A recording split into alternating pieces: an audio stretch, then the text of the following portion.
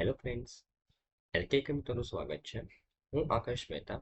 આજે આપણે ડિસ્કસ કરીશું કરંટ અફેર્સ એપ્રિલ ફર્સ્ટ વીકનું. Let's start with the first news.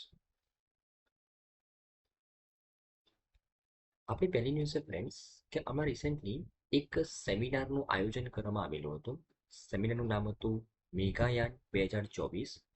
આ સેમિનારનું આયોજન કોના દ્વારા કરવામાં આવેલું હતું? તો મેટોલોજીકલ એન્ડ ઓશનોગ્રાફિક સેમિનાર હતો. આ સેમિનારનું આયોજન school of naval oceanology and meteorology and Indian naval meteorological analysis centre, આ બે સંસ્થા દ્વારા કરવામાં આવેલું હતું. બરાબર ને? આ મેઘાયાન સેમિનાર એ એક મેટોલોજીકલ એન્ડ ઓશનોગ્રાફિક સેમિનાર હતો. તેનું આયોજન school of naval oceanology and meteorology and Indian naval meteorological analysis centre, આ બે સંસ્થા દ્વારા કરવામાં આવેલું હતું. બરાબર ને? હવે આ સેમિનાર આપણા માટે ઇમ્પોર્ટન્ટ કેમ છે? તો આ સેમિનાર દરમિયાન એક એપ્લિકેશન લોન્ચ કરવામાં આવેલું છે, ઇન્દ્ર એપ્લિકેશન. ઇન્દ્ર એપ્લિકેશન. તો આ એપ્લિકેશન વિશે આપણે વાત કરવાની છે. બરાબર ને? ઓકે.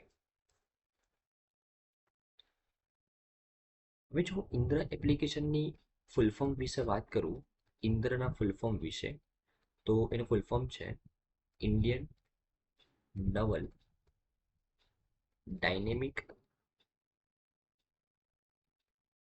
રિસોર્સ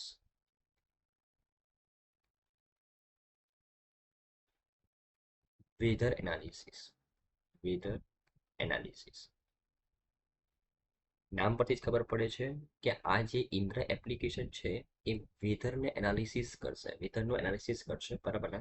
તો આ ઇન્દ્ર એપ્લિકેશન હમણાં લોન્ચ કરવામાં આવી છે આ ઇવેન્ટ દરમિયાન. બરાબર ને?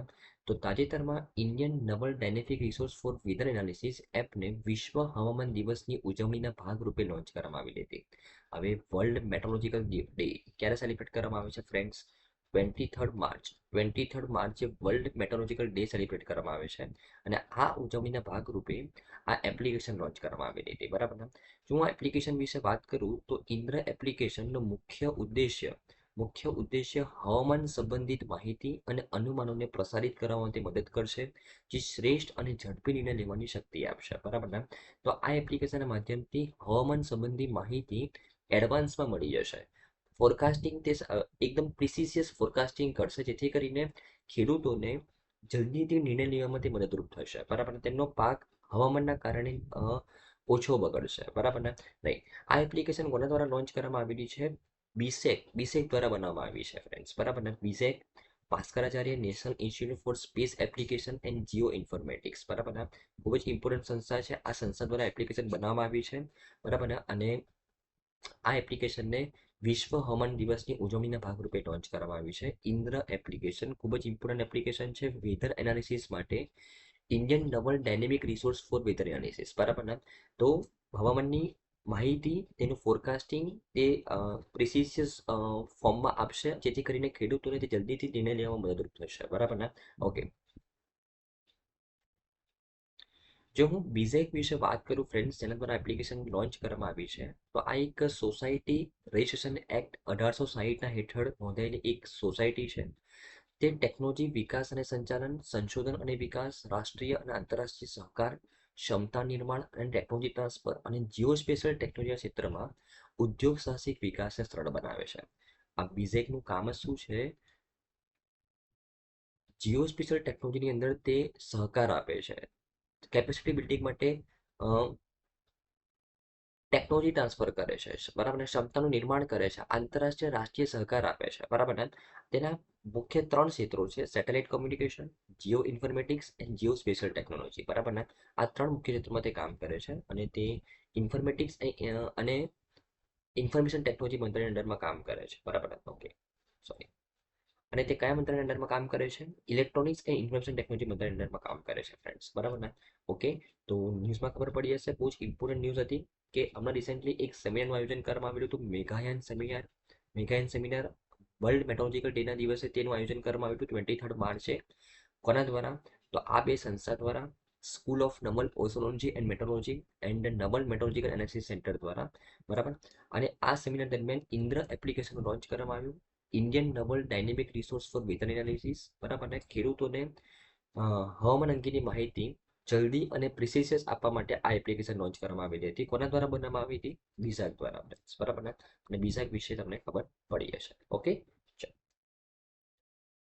નેક્સ્ટ ન્યૂઝ છે ફ્રેન્ડ્સ કે આમાં રિસેન્ટલી સિપ્રીનો એક ઇમ્પોર્ટન્ટ રિપોર્ટ આવ્યો કે ઇન્ડિયા એ વર્લ્ડનું ટોપ આર્મ્સ ઇમ્પોર્ટર બન્યું છે. બરાબર ને? 2019 થી 23 દરમિયાન આ સમયગાળા દરમિયાન. બરાબર ને? તો આ રિપોર્ટ વિશે વાત કરીએ. આપણા આર્મ્સ ઇમ્પોર્ટ વિશે વાત કરીએ કે કયું સ્ટેટસ છે આપણું. આર્મ એક્સપોર્ટ વિશે પણ આજે આપણે વાત કરીશું ફ્રેન્ડ્સ. બરાબર ને? તો આ રિપોર્ટ વિશે વાત કરીએ. ચલો, તો હમણાં recently Stockholm International Peace Research Institute SIPRI, જેને 2019 થી 2023ના સમયગાળા દરમિયાન દુનિયાની અંદર સૌથી વધારે આર્મ્સનું ઇમ્પોર્ટ કોના દ્વારા કરવામાં આવ્યું છે? ભારત દ્વારા કરવામાં આવ્યું છે તેવું જણાવ્યું છે. બરાબર ને? અને આ સમયમર્યાદા દરમિયાન ભારતે 2014 થી 2018ના સમયગાળાની કમ્પેરિઝનની જો આપણે વાત કરીએ તો આ સમયગાળા કરતાં 2014 થી 2018 કરતાં 2019 થી 2023 સમયગાળા દરમિયાન ભારતનું જે આર્મ્સ ઇમ્પોર્ટ છે એ 4.7% વધ્યો છે. બરાબર ને? રાઈટ. હવે જો આ રિપોર્ટની ડિટેલમાં વાત કરીએ તો આ રિપોર્ટ અનુસાર જે ટોપ 10 કન્ટ્રીઝ છે જેમને સૌથી વધારે આર્મ્સ ઇમ્પોર્ટ કરાવ્યા છે, હથિયારો ઇમ્પોર્ટ કરાવ્યા છે, એ ટોપ 10 કન્ટ્રીમાં 9 દેશો તો એશિયા તથા મધ્ય પૂર્વના દેશો છે, મિડલ ઈસ્ટના દેશો છે. બરાબર ને? 10માંથી 9 દેશો તો એશિયા અને મિડલ ઈસ્ટના દેશો છે. બરાબર ને? અને એમાં આ સમયગાળા દરમિયાન યુક્રેને વૈશ્વિક સ્તરે ચોથા સૌથી મોટા શસ્ત્ર આયાતકાર તરીકે ઉછળ્યું છે. બરાબર ને? જે 10માંથી 9 એ એશિયન અને મિડલ ઈસ્ટ કન્ટ્રી છે. અને જે એશિયન અને મિડલ ઈસ્ટ કન્ટ્રી નથી એ એકમાત્ર કન્ટ્રી કોણ છે? યુક્રેન છે ફ્રેન્ડ્સ. યુક્રેન. બરાબર ને? ઓકે, ધ્યાનમાં રાખવાનું છે. અને જો ટોપ 10માં ટોપ 3ની વાત કરું તો ભારત, સાઉદી અરેબિયા અને કતાર છે. બરાબર. ચોથા નંબર પર કોણ છે? યુક્રેન, જે સૌથી વધારે આર્મ્સ ઇમ્પોર્ટ કરાવે છે. જો હું આર્મ્સ નિકાસકારો વિશે વાત કરું, એક્સપોર્ટર્સ વિશે વાત કરું, તો દુનિયામાં સૌથી વધારે આર્મ્સ એક્સપોર્ટ કોણ કરે છે? યુએસ કરે છે. આ વખતે પણ યુએસ છે.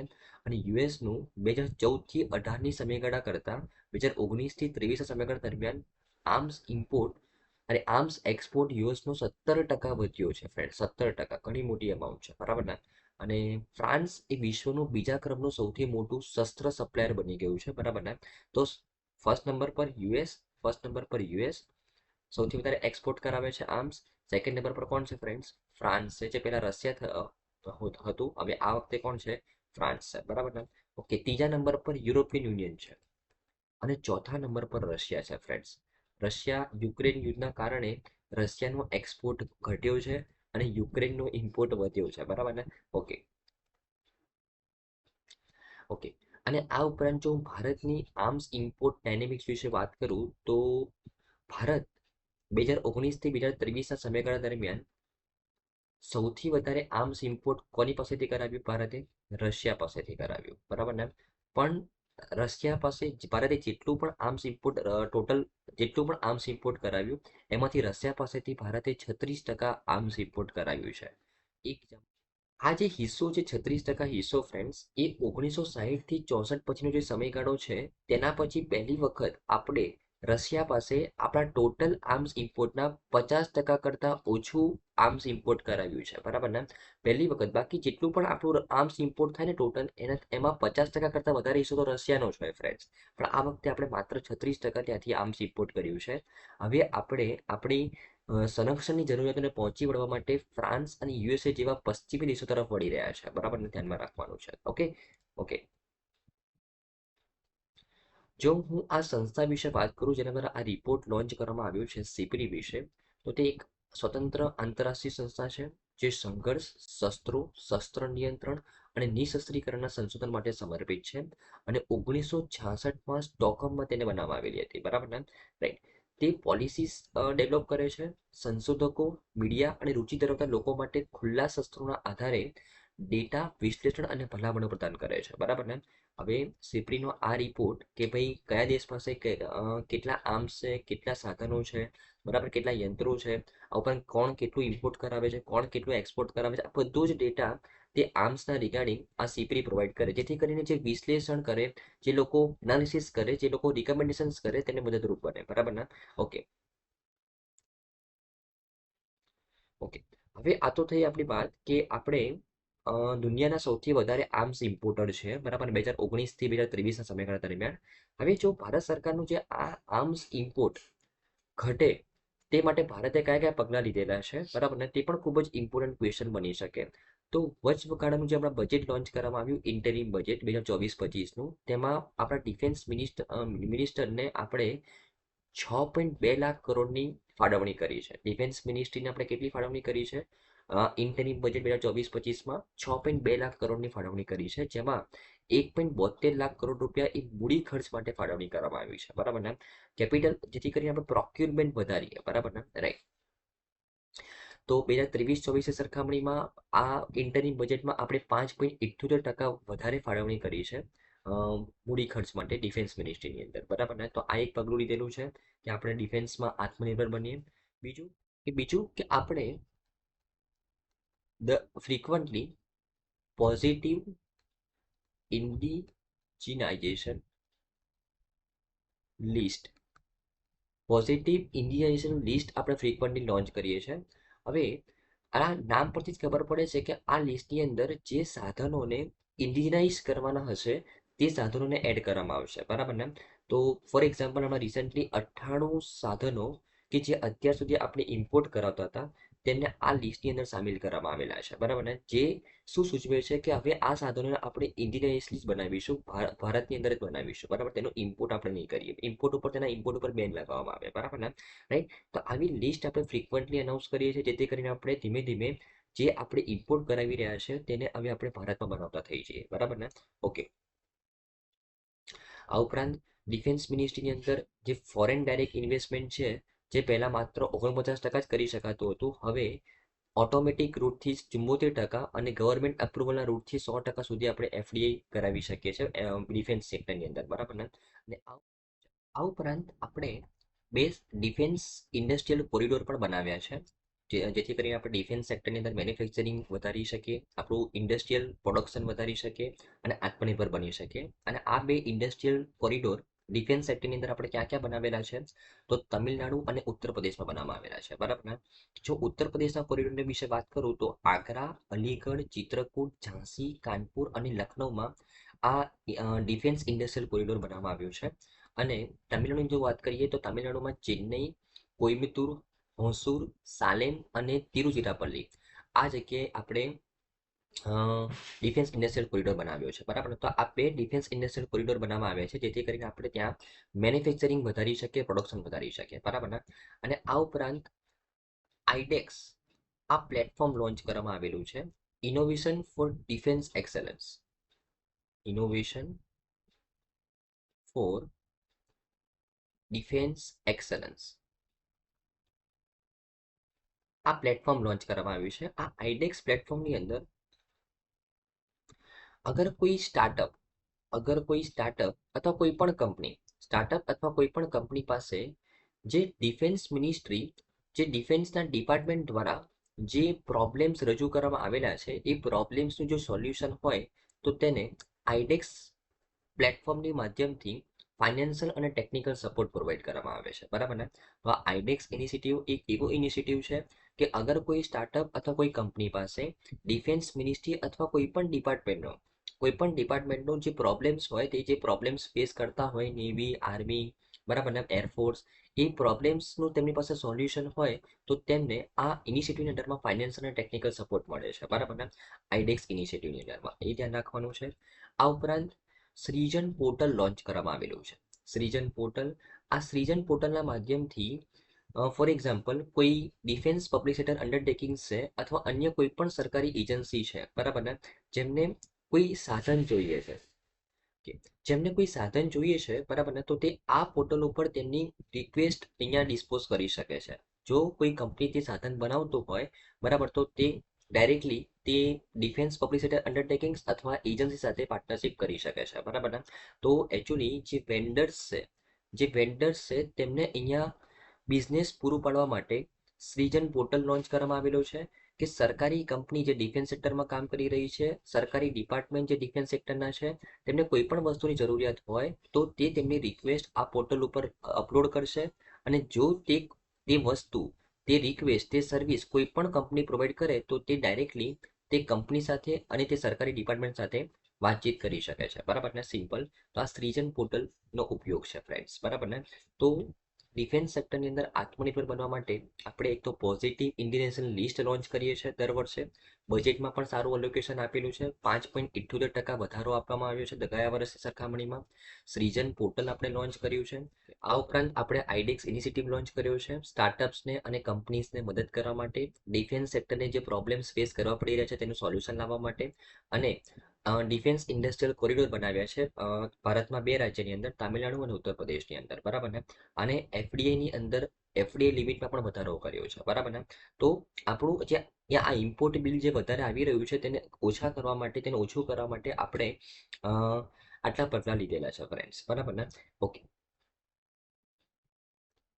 આ ઉપરાંત હમણાં રિસેન્ટલી રાજનાથસિંહજી દ્વારા એક ઇમ્પોર્ટન્ટ ડેટા લોન્ચ કરવામાં આવ્યો. રાજનાથસિંહ દ્વારા બતાવવામાં આવ્યું કે હા, આપણે ઇમ્પોર્ટ તો વધારે કરી રહ્યા છે, પણ સાથે સાથે આપણો defence export all time high રહ્યો છે, 21,000 કરોડ રૂપિયા ફાઇનાન્શિયલ યર 2023-24ની અંદર.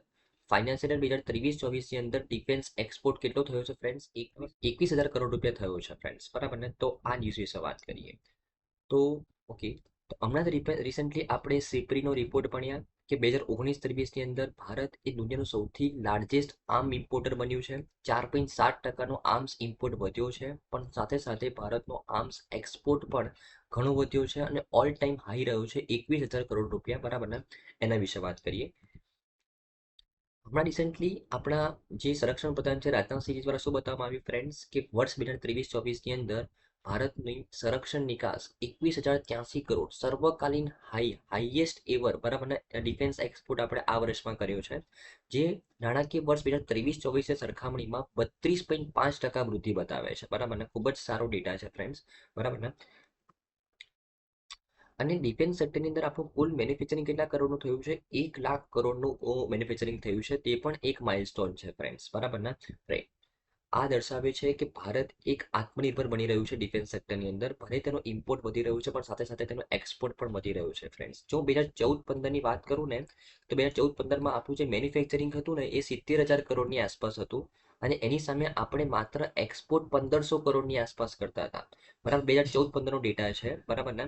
અને અત્યારે 2023-24ની વાત કરીએ, અને અત્યારે જો 2023-24ની વાત કરીએ ફ્રેન્ડ્સ, તો અત્યારે આપણું મેન્યુફેક્ચરિંગ 1,00,000 કરોડ રૂપિયા થઈ ગયું છે, બરાબર, ડિફેન્સ સેક્ટરની અંદર. અને એની સામે આપણે એક્સપોર્ટ કેટલું કરી રહ્યા છે? 21,000 કરોડ રૂપિયાનું, બરાબર ને. તો ઘણો સારો પ્રોગ્રેસ કર્યો છે આપણે ડિફેન્સ સેક્ટરમાં, બરાબર ને. ખરેખર આપણે આત્મનિર્ભર બની રહ્યા છે ફ્રેન્ડ્સ. અને ડિફેન્સ સેક્ટરમાં જે આપણે ઇમ્પોર્ટથી લઈને એક્સપોર્ટની જો સફર વિશે વાત કરું, તો દુનિયાની અંદર ભારતના કયા કયા પ્રોડક્ટ્સ સૌથી વધારે ડિમાન્ડમાં છે? તો light combat aircraft Tejas, light combat helicopter, aircraft carriers, બરાબર ને. આ ઉપરાંત આપણે અમુક આર્ટિલરી પણ બનાવી રહ્યા છે કે 155 mm advance Tod artillery guns, BrahMos missiles. આ પ્રોડક્ટ્સનું દુનિયાની અંદર ઘણી બધી ડિમાન્ડ છે ફ્રેન્ડ્સ. અને આપણે 100થી પણ વધારે કંપનીઓ આપણી સક્રિયપણે સંરક્ષણ ઉત્પાદનોની નિકાસ કરી રહી છે, અને આપણે 85થી પણ વધારે દેશની અંદર આપણે એક્સપોર્ટ કરી રહ્યા છે ફ્રેન્ડ્સ, બરાબર ને. ઓકે. તો જે રીતના આપણું ઇમ્પોર્ટ દુનિયાની અંદર સૌથી હાઈએસ્ટ છે, પણ આપણું એક્સપોર્ટ પણ 2014-15ની સરખામણીમાં ઘણું વધી રહ્યું છે ફ્રેન્ડ્સ, બરાબર ને. આપણે ડિફેન્સ સેક્ટરની અંદર આત્મનિર્ભર બની રહ્યા છે, બરાબર ને. તો આઈ થિંક તમને બંને ન્યૂઝમાં સારી રીતે ખબર પડી હશે. સિપરીની રિપોર્ટ વિશે પણ સારી રીતે ખબર પડી હશે, અને રાજનાથસિંહજીના જે અનાઉન્સમેન્ટ છે કે ડિફેન્સનું એક્સપોર્ટ 21,000 કરોડ રૂપિયા બન્યું છે, બરાબર ને. અત્યાર સુધી સૌથી હાઈએસ્ટ છે, તેમાં પણ સારી રીતે ખબર પડી હશે ફ્રેન્ડ્સ, બરાબર ને. ઓકે. આપણી નેક્સ્ટ ન્યૂઝ છે ફ્રેન્ડ્સ ન્યુક્લિયર એનર્જી ઉપર, બરાબર ને. તો દુનિયાની અંદર પહેલી વખત ન્યુક્લિયર એનર્જી પર ફોકસ કરતું એક ઇવેન્ટનું હમણાં આયોજન કરવામાં આવેલું હતું, એના કારણે આ ન્યૂઝ ચર્ચામાં છે. એના વિશે વાત કરીએ તો બેલ્જિયમના બ્રુસેલ્સની અંદર વિશ્વની પ્રથમ ન્યુક્લિયર એનર્જી સમિટ યોજાઈ, બરાબર ને. કોના દ્વારા આયોજન કરવામાં આવ્યું? તો international atomic energy agency IAEA, આ સંસ્થા દ્વારા વર્લ્ડની પહેલી ન્યુક્લિયર એનર્જી સમિટનું આયોજન કરવામાં આવેલું હતું બેલ્જિયમ બ્રુસેલ્સની અંદર, બરાબર ને. Actually COP28 conference of parties 28 જે 2023માં આયોજન કરવામાં આવેલું હતું, એની અંદર નક્કી કરવામાં આવેલું હતું કે જે યુએનની મેમ્બર કન્ટ્રીઝ છે એના દ્વારા ન્યુક્લિયર એનર્જીનું સમિટનું આયોજન કરવામાં આવે, બરાબર ને? અને આ સમિટને હોસ્ટ કોના દ્વારા કરવામાં આવ્યું? ઇન્ટરનેશનલ એટોમિક એનર્જી એજન્સી દ્વારા કરવામાં આવ્યું ફ્રેન્ડ્સ, બરાબર ને? હવે આ ન્યુક્લિયર એનર્જી પર સમિટ શા માટે યોજવી પડી ફ્રેન્ડ્સ? તો ન્યુક્લિયર એનર્જીનું વાત કરું તો જેટલી પણ એનર્જી રિન્યુએબલ એનર્જીના માધ્યમથી પ્રોડ્યુસ કરી રહ્યા છે દુનિયાની અંદર, એમાંથી 25% એનર્જી ન્યુક્લિયર એનર્જીના માધ્યમથી પ્રોડ્યુસ કરવામાં આવી રહી છે, બરાબર ને? ફોર એક્ઝામ્પલ 100 ગીગાવોટ રિન્યુએબલ એનર્જીના માધ્યમથી દુનિયાની અંદર પ્રોડ્યુસ કરી રહ્યા છે દુનિયાના દેશો, તેમાંથી 25 ગીગાવોટ એ કયા એનર્જીના માધ્યમથી આવે છે? ન્યુક્લિયર એનર્જીના માધ્યમથી આવે છે, બરાબર ને? મતલબ રિન્યુએબલ એનર્જીની અંદર ન્યુક્લિયર એનર્જીનો ઘણો ઇમ્પોર્ટન્ટ રોલ છે. તો એના ઉપર વધારે ફોકસ કરવા માટે આ પહેલી વખત ન્યુક્લિયર એનર્જી પર ફોકસ કરતી સમિટનું આયોજન કરવામાં આવ્યું ફ્રેન્ડ્સ, બરાબર ને? રાઈટ. અને આ સમિટની અંદર 30થી પણ વધારે રાષ્ટ્રો, એમાં ભારત પણ હતું અને યુરોપિયન યુનિયને ભાગ લીધેલો હતો. અને જો હું જે સંસ્થા દ્વારા આ સમિટનું આયોજન કરવામાં આવેલું હતું એ સંસ્થા વિશે વાત કરું, ઇન્ટરનેશનલ એટોમિક એનર્જી એજન્સી વિશે, તો આ સંસ્થાની સ્થાપના 1957માં કરવામાં આવી યુએન દ્વારા. તેનો ઉદ્દેશ્ય સલામત, સુરક્ષિત અને શાંતિપૂર્ણ પરમાણુ તકનીકોને પ્રોત્સાહન આપવા માટે તેના સભ્ય દેશો અને વિશ્વભરમાં બહુવિધ ભાગીદારો સાથે તે કામ કરે છે, બરાબર ને? હવે જો આ જે ઇન્ટરનેશનલ એટોમિક એનર્જી એજન્સી છે એ ન્યુક્લિયર એનર્જીને પ્રમોટ તો કરે છે, પણ તમને ખબર હોય તો ફ્રેન્ડ્સ, જો આ જ ન્યુક્લિયર એનર્જીનો ઉપયોગ એ બોમ્બ બનાવવા માટે, પરમાણુ બોમ્બ બનાવવા માટે કરવામાં આવે તો તે ઘણું ઘાતક છે. તો આ ઇન્ટરનેશનલ એટોમિક એનર્જી એજન્સી દ્વારા એક એડિશનલ પ્રોટોકોલ બનાવવામાં આવેલો છે. એડિશનલ પ્રોટોકોલ બનાવવામાં આવ્યો છે અને આ એડિશનલ પ્રોટોકોલ એ તેના સભ્ય દેશો દ્વારા સાઇન કરવામાં આવ્યો છે, બરાબર ને? કે ભાઈ તમે ન્યુક્લિયર એનર્જીને પ્રમોટ તો કરશો, પણ તમારે આ ન્યુક્લિયર એનર્જીનો ઉપયોગ પરમાણુ શસ્ત્રો બનાવવા માટે નથી કરવાનો, બરાબર ને? તો આ એડિશનલ પ્રોટોકોલ ટોટલ 178 દેશો દ્વારા સાઇન કરવામાં આવેલો છે અને ભારતે પણ તે પ્રોટોકોલને સાઇન કર્યો છે, બરાબર ને? ઓકે. તો જે રીતે મેં તમને વાત કરી કે 178 એ આ પ્રોટોકોલનો ભાગ છે, 178 દેશો. અને તેનો મુખ્ય ઉદ્દેશ્ય છે atoms for net zero, carbon એમિશનને ઘટાડવા માટે આપણે ન્યુક્લિયર એનર્જીનો ઉપયોગ કરવાનો છે, ના કે પરમાણુ શસ્ત્રો બનાવવા માટે, બરાબર ને? અને ઇન્ટરનેશનલ એટોમિક એનર્જી એજન્સીની વાત કરું તેનું મુખ્ય મથક કઈ જગ્યાએ છે ફ્રેન્ડ્સ? વિયેના, ઓસ્ટ્રિયાની અંદર, બરાબર ને? ઓકે. તો આઈ થિંક તમને ખબર પડી હશે, બરાબર ને, કે વિશ્વની પહેલી સમિટ જે ન્યુક્લિયર એનર્જી પર ફોકસ કરતી બ્રુસેલ્સ, બેલ્જિયમની અંદર તેનું આયોજન કરવામાં આવેલું હતું. બીકોઝ જેટલી પણ એનર્જી આપણે રિન્યુએબલ એનર્જીથી પ્રોડ્યુસ કરીએ છીએ એમાં 25% યોગદાન ન્યુક્લિયર એનર્જીનું છે, બરાબર ને? ઓકે. અને આ સમિટનું આયોજન ઇન્ટરનેશનલ એટોમિક એનર્જી એજન્સી દ્વારા કરવામાં આવેલું હતું, બરાબર? ધ્યાનમાં રાખવાનું છે. ઓકે, ચલો. આપણે નેક્સ્ટ ન્યૂઝ ફ્રેન્ડ્સ કે હમણાં રિસેન્ટલી જેમ પોર્ટલ દ્વારા ગવર્મેન્ટ ઈ માર્કેટ પ્લેસનું જે પોર્ટલ છે જેમ પોર્ટલ, એના દ્વારા ફાઇનાન્શિયલ યર 24ની અંદર ટોટલ 4 લાખ કરોડ રૂપિયાનું પ્રોક્યુરમેન્ટ થયું એવું ડેટા હમણાં બહાર આવ્યો છે, બરાબર ને? એના વિશે વાત કરીએ તો ગવર્મેન્ટ ઈ માર્કેટ પ્લેસ જેમ પોર્ટલના સીઈઓ પીકેસી દ્વારા અનાઉન્સમેન્ટ કરવામાં આવ્યું છે કે ગુડ્સ એન્ડ સર્વિસીસ બંને ભેગા મળીને ફાઇનાન્શિયલ યર 24ની અંદર ટોટલ આ પોર્ટલના માધ્યમથી કેટલું પ્રોક્યુરમેન્ટ થયું છે? 4 લાખ કરોડનું. અને જો હું સર્વિસનું વાત કરું, માત્ર સર્વિસની વાત કરીએ તો 2.5 લાખ કરોડ રૂપિયાનું સર્વિસનું પ્રોક્યુરમેન્ટ થયું છે. ગુડ્સ અને સર્વિસ બંનેનું ભેગા મળીને 4 લાખ કરોડનું પ્રોક્યુરમેન્ટ, અને માત્ર સર્વિસનું પ્રોક્યુરમેન્ટ કેટલા લાખ કરોડનું છે? 2.5 લાખ કરોડનું છે. કયા વર્ષનો ડેટા છે? આ ફાઇનાન્શિયલ યર 24નો ડેટા છે ફ્રેન્ડ્સ, બરાબર ને? હવે આપણા માટે આ જેમ પોર્ટલ શું છે એના વિશે વાત કરીએ, બરાબર ને? ઓકે. તો ફ્રેન્ડ્સ, જો ગવર્મેન્ટ ઈ માર્કેટ પ્લેસ વિશે વાત કરું, જેમ પોર્ટલ, તો આ એમેઝોન અને ફ્લિપકાર્ટ જેવું એક પોર્ટલ છે, બરાબર ને? એક વેબસાઇટ બેઝ પોર્ટલ છે, બરાબર ને? આ પોર્ટલની ઉપર આ પોર્ટલની ઉપરથી ખરીદી કોણ કરી શકે? ખરીદી કોણ કરી શકે? તો ગવર્મેન્ટ કરી શકે, ગવર્મેન્ટના ડિપાર્ટમેન્ટ કરી શકે, ગવર્મેન્ટની અંડરમાં કામ કરતી મિનિસ્ટ્રીઝ કરી શકે, બરાબર ને? અને ગયા વર્ષથી જે કોઓપરેટિવ સંસ્થાઓ છે તે પણ આ પોર્ટલની માધ્યમથી ખરીદી કરી શકે, બરાબર ને? ઓકે. અને આ પોર્ટલની ઉપર વેચાણ કોણ કરી શકે? વેચાણ તો કોઈ પણ નાની મોટી સંસ્થા એ આ પોર્ટલની ઉપરથી વેચાણ કરી શકે ફ્રેન્ડ્સ, બરાબર ને? હવે એકચ્યુઅલી આ પોર્ટલનો ઉદ્દેશ્ય શું છે કે અગર કોઈ ગવર્મેન્ટના અંડરમાં કોઈ ડિપાર્ટમેન્ટ કે કોઈ મિનિસ્ટ્રી છે કે કોઈ કોઓપરેટિવ સંસ્થા છે, તેમને કોઈ પણ વસ્તુની રિક્વાયરમેન્ટ હોય, કોઈ પણ ગુડ્સ અથવા સર્વિસની, તો તે આ પોર્ટલ ઉપર તે રિક્વાયરમેન્ટ સબમિટ કરી શકે છે, બરાબર? અને જે પણ નાની મોટી સંસ્થા એ વસ્તુ બનાવતી હશે તે એ ગવર્મેન્ટ અથવા ગવર્મેન્ટના ડિપાર્ટમેન્ટ અથવા મિનિસ્ટ્રીને તે વસ્તુ પ્રોવાઈડ કરી શકે છે, બરાબર ને, રાઈટ. તો એનો બેનિફિટ શું છે કે અત્યાર સુધી ફોર એક્ઝામ્પલ ગવર્મેન્ટને કોઈ પણ વસ્તુ જોઈતી તો તે ટેન્ડર બહાર પાડતું, અને એ ટેન્ડરની અંદર જે ઓર્ડર્સ કોને મળતા, તો જે મોટી મોટી કંપની છે જે મોનોપોલી ધરાવે છે તે લોકોને જ ઓર્ડર્સ મળતા. એ મોનોપોલીને ઓછી કરવા માટે દરેક નાની મોટી કંપનીને અહીંયા બેનિફિટ મળે, ગવર્મેન્ટ સાથે કામ કરવાનો મોકો મળે, તેમનું ડેવલપમેન્ટ થાય, બરાબર, સોશિયલ ઇન્ક્લુઝન થાય, એ ઉદ્દેશ્યથી આ ગવર્મેન્ટ ઈ માર્કેટ પ્લેસ બનાવવામાં આવેલું હતું ફ્રેન્ડ્સ. ક્યારે બનાવવામાં આવેલું હતું? 2016ની અંદર બનાવવામાં આવેલું હતું, બરાબર ને, રાઈટ. ઓકે. અને ટોટલ આ પ્લેટફોર્મ પર અત્યારે ગયા વર્ષે ફાઇનાન્શિયલ 2024ની અંદર ટોટલ 4 લાખ કરોડ રૂપિયાનું ગુડ્સ અને સર્વિસનું પ્રોક્યુરમેન્ટ થયું સરકાર દ્વારા આ કંપનીઓ પાસેથી, બરાબર ને, જે ખૂબ જ સારો ડેટા છે ફ્રેન્ડ્સ, બરાબર ને. ઓકે. અને આ જે ગવર્મેન્ટ ઈ માર્કેટ પ્લેસ છે એ વાણિજ્ય અને ઉદ્યોગ મંત્રાલય દ્વારા હેન્ડલ કરવામાં આવી રહ્યું છે, બરાબર ને. ઓકે. બરાબર. તો જો એના ફાયદા વિશે વાત કરું તો સામાન્ય ઉપયોગની વસ્તુઓ અને સેવાઓની વ્યક્તિગત નિર્ધારિત શ્રેણીઓ માટે ઉત્પાદનોની સૂચિ આ પોર્ટલ ઉપર મળી આવે છે. ખુલ્લા અને પારદર્શક પ્રાપ્તિ પ્લેટફોર્મ દ્વારા પ્રાપ્તિની સરળતા.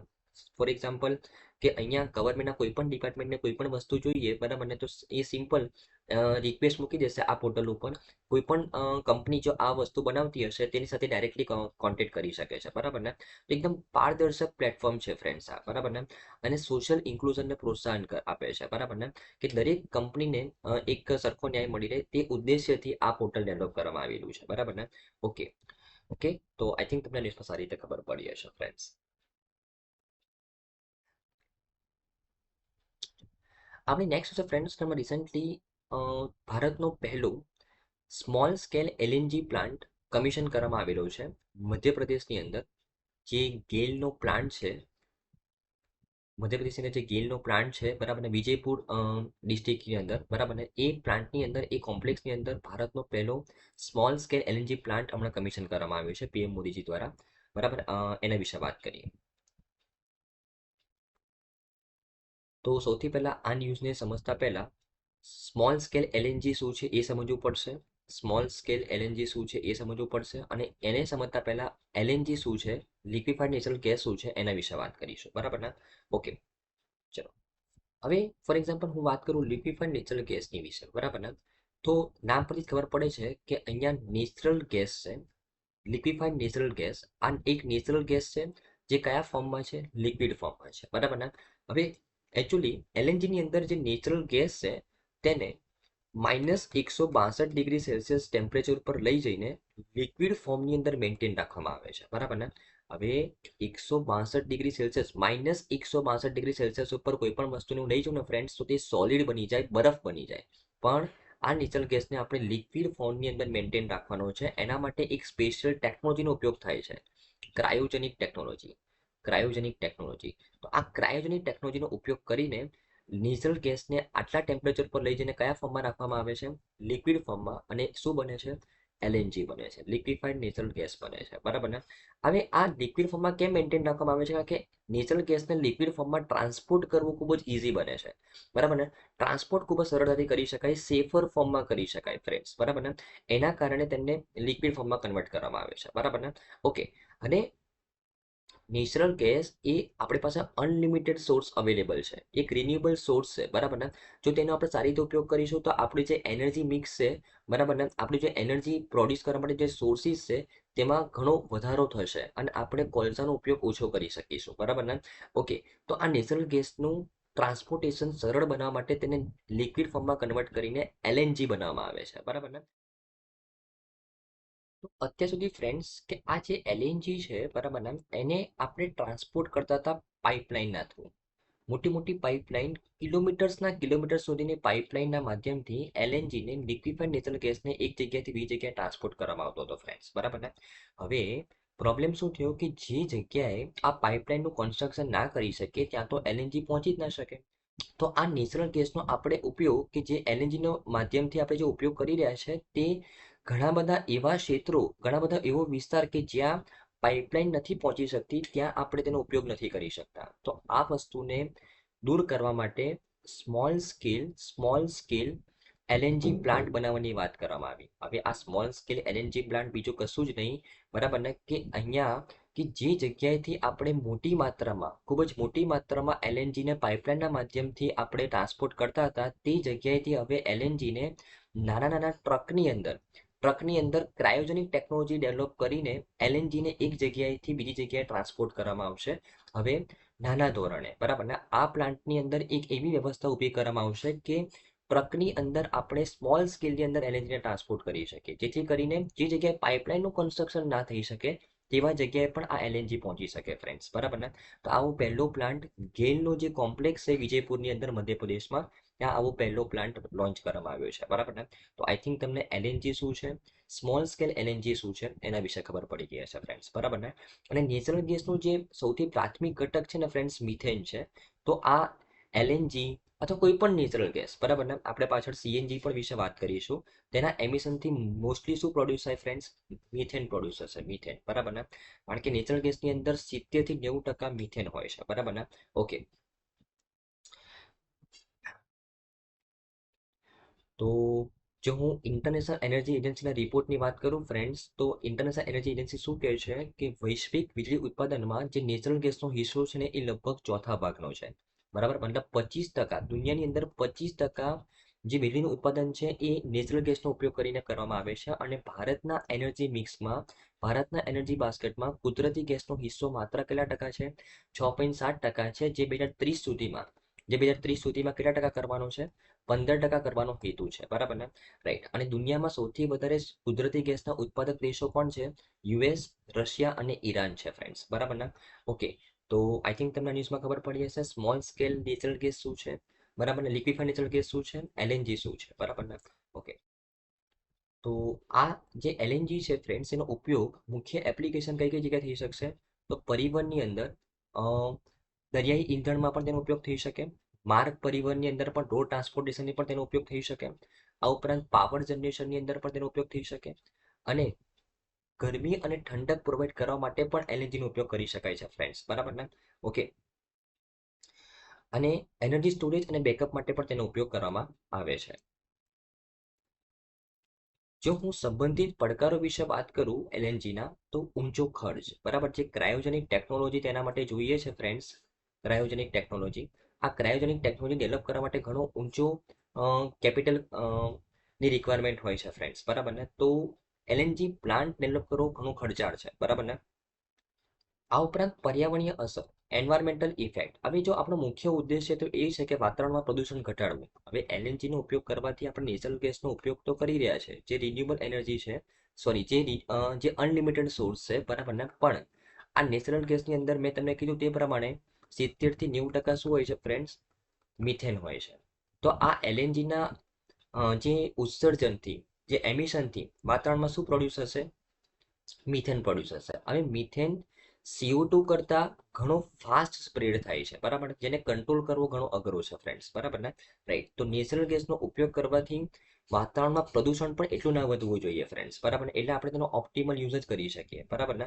રાઈટ અને સલામતીની ચિંતાઓ કે એલએનજી લિક્વિફાઈડ નેચરલ ગેસ એ ફ્લેમેબલ હોય છે જો તેનું લીકેજ થાય તો તે આગ લાગવાની પણ શક્યતા હોય છે ફ્રેન્ડ્સ બરાબર ને ઓકે આ તો વાત કરીએ આપણે એલએનજી વિશે બરાબર ને સ્મોલ સ્કેલ એલએનજી વિશે હવે જો આપણે વાત કરીએ સીએનજી વિશે ફ્રેન્ડ્સ કોમ્પ્રેસ નેચરલ ગેસ બરાબર ને તો આ સીએનજી ની અંદર નેચરલ ગેસને કોમ્પ્રેસ કરવામાં આવે છે હાઈ પ્રેશર ઉપર તેનું કદ 1% કરતાં પણ ઓછું કરી દેવામાં આવે છે બરાબર ને અને 200 થી 250 કિલોગ્રામ પર સેન્ટીમીટર સ્ક્વેરનું પ્રેશર આપીને બરાબર ને તેમને કોમ્પ્રેસ કરવામાં આવે છે નેચરલ ગેસને આ સીએનજી બનાવવા માટે બરાબર ને તો નામ પરથી ખબર પડે છે કે સીએનજી ની અંદર નેચરલ ગેસ ગેસિયસ ફોર્મમાં હોય છે અને એલએનજીની અંદર નેચરલ ગેસ લિક્વિડ ફોર્મમાં હોય છે બરાબર ને અને અહીંયા સીએનજીની અંદર પણ 80 થી 90% મિથેન હોય છે તો એના પણ એમિશનથી શું ક્રિએટ થાય છે ફ્રેન્ડ્સ મિથેન પ્રોડ્યુસ થાય છે જે CO2 ની સરખામણીમાં ઘણો ફાસ્ટ સ્પ્રેડ થાય છે ફ્રેન્ડ્સ બરાબર ને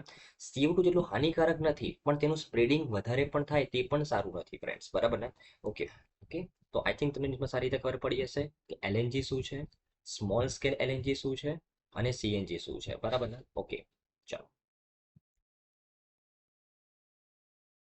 આપણી નેક્સ્ટ હશે ફ્રેન્ડ્સ કે recently SEBI securities exchange board of India દ્વારા એક પ્લેટફોર્મ લોન્ચ કરવામાં આવ્યું છે સ્કોર્સ 2.0 ટુ સ્ટ્રેન્થન ઇન્વેસ્ટર રિડરેશન, બરાબર ને, એના વિશે વાત કરીએ.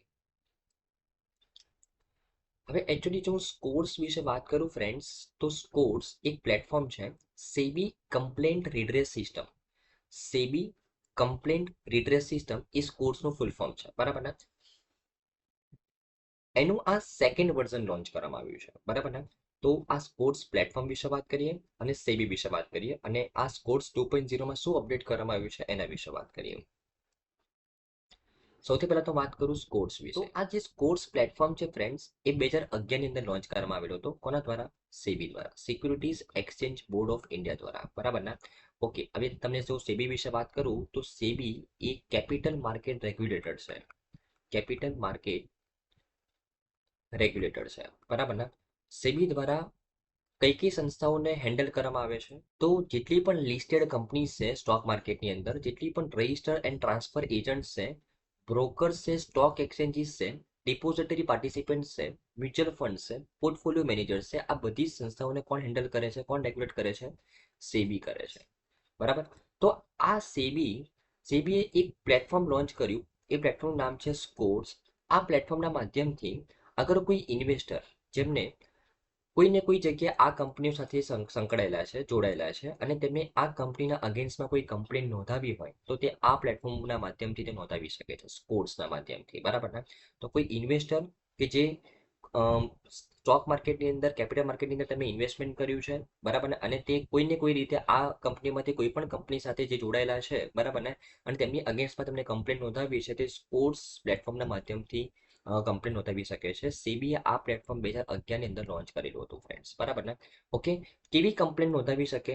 તો જે SEBI act, securities contract regulation act, depositories act and rules and regulations and provision of the companies act 2013, આ એક્ટ અંડરમાં જેટલી પણ પ્રોવિઝન્સ છે, એ કોઈ પણ પ્રોવિઝન્સના અંડરમાં કોઈ કમ્પ્લેન હશે તે કમ્પ્લેન તે અહીંયા નોંધાવી શકાશે, બરાબર ને, સ્પોર્ટ્સ પ્લેટફોર્મના માધ્યમથી. ઓકે, અને અત્યારે આ સ્પોર્ટ્સ જે 2.0 લોન્ચ કરવામાં આવેલો છે ફ્રેન્ડ્સ, એની અંદર શું મોડિફિકેશન કરવામાં આવ્યું છે તો એના વિશે વાત કરીએ. તો સ્પોર્ટ્સ 2.0 ની અંદર કોઈ પણ કમ્પ્લેન, જો ઇન્વેસ્ટર જ્યારે પણ તે કમ્પ્લેન પોતાની રજૂ કરશે આ પ્લેટફોર્મની અંદર, 21 કેલેન્ડર દિવસની અંદર, 21 દિવસની અંદર એ કમ્પ્લેનનું ડિટેશન કરવામાં આવશે એક પર્ટિક્યુલર કંપની દ્વારા, બરાબર ને, એક રેગ્યુલેટર એન્ટિટી. મતલબ ફોર એક્ઝામ્પલ કોઈ કોઈ ઇન્વેસ્ટરે સ્ટોક, ફોર એક્ઝામ્પલ જે સ્ટોક બ્રોકર્સ છે એના અગેન્સ્ટમાં કમ્પ્લેન નોંધાવી, તો જેવી રીતના આ પ્લેટફોર્મને ખબર પડશે કે ભાઈ સ્પોર્ટ્સ પ્લેટફોર્મને ખબર પડશે કે આ સ્ટોક બ્રોકર્સની કમ્પ્લેન છે, તો આ ઇન્વેસ્ટરની આ કમ્પ્લેન તે પર્ટિક્યુલર સ્ટોક બ્રોકર પાસે જતી રહેશે, એક રેગ્યુલર એન્ટિટી પાસે જતી રહેશે, બરાબર. પછી તે તેનું રિડ્રેસ કરશે 21 દિવસની અંદર, બરાબર ને. જો તે રિડ્રેસની જે પણ રિડ્રેસલ કરવામાં આવ્યું, જો ઇન્વેસ્ટર્સ એનાથી ડિસેટિસ્ફાઈડ હશે, બરાબર ને, તો તે કમ્પ્લેન આગળ જશે. કોની પાસે જશે? તો ડેઝિગ્નેટેડ એન્ટિટી પાસે જશે. સેબી દ્વારા એક એન્ટિટીને ડેઝિગ્નેટ કરવામાં આવશે કે ભાઈ જો આ રેગ્યુલેટ એન્ટિટી દ્વારા વ્યવસ્થિત રીતે કમ્પ્લેન રિડ્રેસ ના કરવામાં આવે તો તે કમ્પ્લેન ઇન્વેસ્ટરની કઈ જગ્યાએ થશે? ડેઝિગ્નેટેડ એન્ટિટી પાસે જશે, બરાબર. પછી જો ડેઝિગ્નેટેડ એન્ટિટી પણ તેનું રિડ્રેસલ બરાબર ન કરે તો તે કમ્પ્લેન કઈ જગ્યાએ જશે? સેબી પાસે જશે, બરાબર ને, સેબી પાસે જશે, બરાબર ને. અને આ બંને જગ્યાએથી જો કમ્પ્લેનનું બરાબર રિટેસ્ટ ન થાય, બરાબર ને, તો એક સંસ્થા પણ બનાવવામાં આવેલી છે, સિક્યુરિટીઝ એપેલેટ ટ્રિબ્યુનલ, બરાબર ને. ઇન્વેસ્ટર આ એક ટાઈપની કોર્ટ જ છે, ત્યાં પણ તે જઈ શકે જ્યાં તે સેબીના અગેન્સ્ટમાં કેસ નોંધાવી શકે છે, બરાબર ને. ઓકે, તો એના વિશે આપણે ફર્ધર ગમે ત્યારે વાત આવશે, જ્યારે ન્યૂઝ આવશે એના વિશે વાત કરીશું આપણે સેટ વિશે, બરાબર ને. પણ આ સ્પોર્ટ્સ 2.0 ની અંદર બે લેવલ બનાવવામાં આવેલા છે રિવ્યુના. તો પહેલું લેવલ કે જો રેગ્યુલર એન્ટિટી દ્વારા બરાબર રિટેસ્ટ ના કરવામાં આવે તો ડેઝિગ્નેટેડ એન્ટિટી પાસે જશે, અને ડેઝિગ્નેટેડ એન્ટિટી દ્વારા બરાબર રિટેસ્ટ ના કરવામાં આવે તો કોની પાસે જશે ફ્રેન્ડ્સ? સેબી પાસે જશે, બરાબર, ધ્યાનમાં રાખવાનું છે. Okay, right. અને ટોટલ 21 દિવસની અંદર આ રિટેસલ કમ્પ્લીટ કરી દેવામાં આવશે તેવું અહીંયા પ્લેટફોર્મની અંદર અપડેશન કરવામાં આવ્યું છે, બરાબર ને, સ્પોર્ટ્સ 2.0 સેબી દ્વારા. ઓકે, નેક્સ્ટ છે ફ્રેન્ડ્સ કે આમાં રિસન્ટલી રિઝર્વ બેંક ઓફ ઇન્ડિયાના 90 વર્ષ કમ્પ્લીટ થયા, તો એ કમેમોરેશનના ભાગરૂપે પીએમ મોદીજીએ આરબીઆઈની મુલાકાત લીધેલી હતી, એના વિશે વાત કરીએ. અને રિઝર્વ બેંક ઓફ ઇન્ડિયાની હિસ્ટ્રી વિશે વાત કરીએ ફ્રેન્ડ્સ. બહુ જ ઇમ્પોર્ટન્ટ ન્યૂઝ છે આપણા એક્ઝામ પોઈન્ટ ઓફ વ્યૂથી. તો પીએમ મોદી હમણાં કમેમોરેશન સેરેમનીમાં જોડાયા. ટોટલ 90 વર્ષ કમ્પ્લીટ થયા રિઝર્વ બેંક ઓફ ઇન્ડિયાના એના ભાગરૂપે. અને જો હું આરબીઆઈની હિસ્ટ્રી વિશે વાત કરું તો આરબીઆઈને હિલ્ટન યંગ કમિશન આ સમિતિના રિકમેન્ડેશનથી 1935માં એસ્ટાબ્લિશ કરવામાં આવી હતી RBI act 1934ના અંડરમાં. Actually Hilton young કમિશને તેમનું રિકમેન્ડેશન આપ્યું 1926ની અંદર, અને એના પછી 8 વર્ષ પછી આરબીઆઈ એક્ટ 1934ની અંડરમાં 1935ની અંદર રિઝર્વ બેંક ઓફ ઇન્ડિયાની સ્થાપના કરવામાં આવી. હિલ્ટન યંગ કમિશન દ્વારા નોંધવામાં આવ્યું કે દેશની અંદર એક સેન્ટ્રલ બેંકની જરૂર છે જે બેંકો ઉપર રેગ્યુલેશન કરે, બરાબર ને, રાઈટ. તો એમના રિકમેન્ડેશનથી બરાબર ના આ આરબીઆઈની સ્થાપના કરવામાં આવી. અને આરબીઆઈના પહેલા ગવર્નર કોણ બન્યા? સર ઓસ્બોર્ન સ્મિથ બન્યા, બરાબર, ધ્યાનમાં રાખવાનું છે. ઓકે, જો આરબીઆઈનો ઓર્ગેનાઇઝેશન સ્ટ્રક્ચર વિશે વાત કરું ફ્રેન્ડ્સ, તો એમાં ટોટલ 4 મેમ્બર હોય છે, બરાબર ને, સોરી 5 મેમ્બર હોય છે. એક ગવર્નર હોય છે આરબીઆઈના, અને 4 ડેપ્યુટી ગવર્નર હોય છે. 4 ડેપ્યુટી ગવર્નર હોય છે એના ઓર્ગેનાઇઝેશન સ્ટ્રક્ચરની અંદર.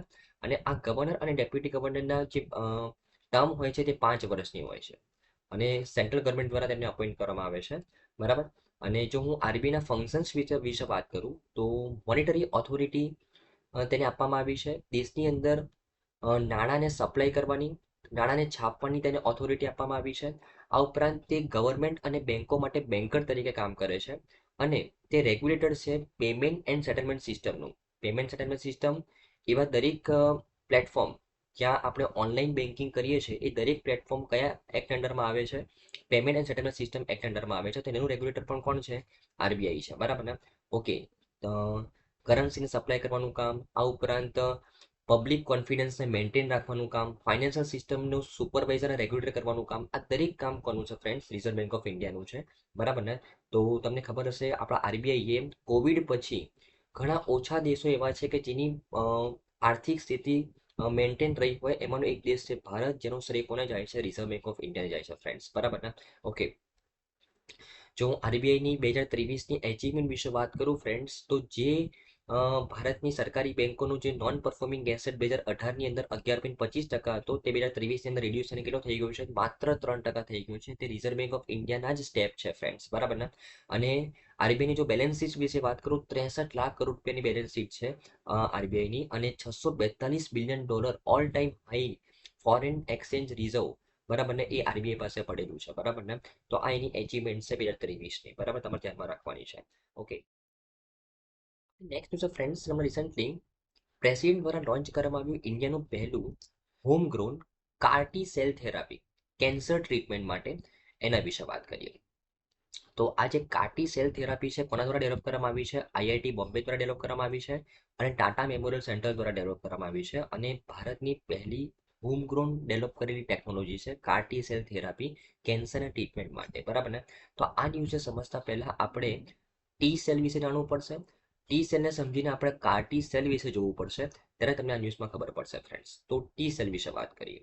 ઓકે, હવે જો તમને ખબર હશે કે આપણું જે બોડી છે એમાં ઘણા બધા ટાઈપના સેલ છે, બરાબર ને. અને જેમ જેમ આપણું બોડી ગ્રો થાય તેમ તેમ આ સેલ પણ ગ્રો થાય છે, બરાબર ને. અને આ જે સેલ ગ્રો થાય, બરાબર, હવે અમુક વખત અમુક સેલ છે ને એ એબનોર્મલી ગ્રો થાય, અને એ ટ્યુમર બનાવે અથવા ગાંઠ બનાવે, અને એ જ ટ્યુમરને કહેવામાં આવે છે ફ્રેન્ડ્સ કેન્સર, બરાબર ને.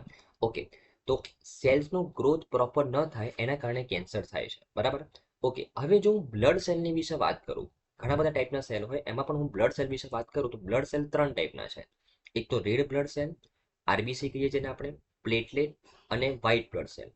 રેડ બ્લડ સેલનું કામ છે ઓક્સિજન અને કાર્બન ડાયોક્સાઇડને એક્સચેન્જ કરવાનું. પ્લેટલેટનું કામ છે બ્લડ ક્લોટિંગ કરવાનું.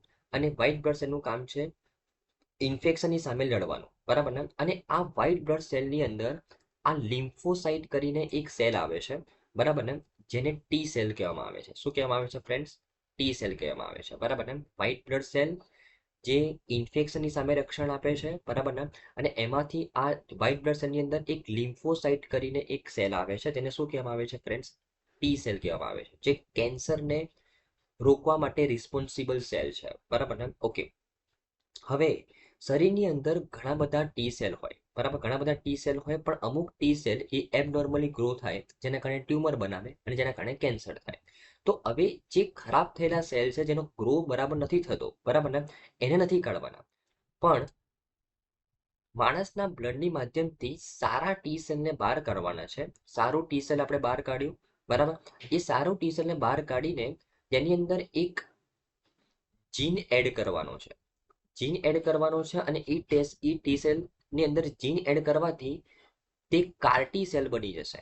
કેમ? કારણ કે એ જે જીન એડ કર્યો છે એ શાના માટે એડ કર્યો છે? કાર માટે. કાર માટે, કારનું ફૂલ ફોર્મ છે સિમેટિક એન્ટી રિસેપ્ટર. સિમેટિક એન્ટી રિસેપ્ટર એ કારનું ફૂલ ફોર્મ છે, બરાબર ને. એ કાર ડેવલપ કરવા માટે તેની અંદર જીન એડ કરવાનો છે અને એ ટી સેલને કેવો ટી સેલ બનાવવાનો છે? Car T cell. હવે હવે આ ટી સેલમાંથી કાર ટી સેલ બનાવીને તેને લેબમાં લઈ જઈને તેમાંથી મિલિયન્સ ઓફ કાર્ટી સેલ્સ બનાવવાના છે. અને આ મિલિયન્સ ઓફ કાર્ટી સેલ્સ એ ફરીથી માણસની બોડીમાં નાખવાનો છે અને આ કાર્ટી સેલ્સ એ જે પેલું કેન્સરનો જે સેલ છે, બરાબર ને, જે એબનોર્મલી ગ્રો થયેલો છે, ટ્યુમર બનેલું છે, તેને મારી નાખશે ફ્રેન્ડ્સ, બરાબર ને. તો સિમ્પલ પ્રોસેસ છે કાર્ટી સેલ થેરાપીમાં કે માણસના શરીરમાંથી લોહીના મારફતે ટી સેલ બહાર કાઢવાનો, એ ટી સેલમાં જીન એડ કરીને કાર ડેવલપ કરવાનું, પછી એ કાર્ટી સેલ બનાવવાનો, કાર્ટી સેલને લેબમાં ગ્રો કરવાનો, મિલિયન્સ ઓફ કાર્ટી સેલ બનાવવાના, જે મિલિયન્સ ઓફ કાર્ટી સેલ જે કેન્સરના સેલ છે તેને મારી નાખશે, બરાબર ને. આ છે ફ્રેન્ડ્સ કાર્ટી સેલ થેરાપી, જે કેન્સરના ટ્રીટમેન્ટ માટે ભારત સરકાર દ્વારા ભારતમાં ઇન્ડિનિયસલી ડેવલપ કરવામાં આવી છે પહેલી વખત, બરાબર ને. અને આ થેરાપી કોના દ્વારા લોન્ચ કરવામાં આવી છે ફ્રેન્ડ્સ? તો આઈઆઈટી બોમ્બે અને Tata memorial trust, Tata memorial centre દ્વારા ડેવલપ કરવામાં આવી છે, બરાબર ને. તો આઈ થિંક તમને આ ન્યૂઝમાં સારી રીતે ખબર પડી હશે ફ્રેન્ડ્સ. તો આઈ થિંક ફ્રેન્ડ્સ આની તમામ ન્યૂઝમાં તમને સારી રીતે ખબર પડી હશે. Thank you friends, by.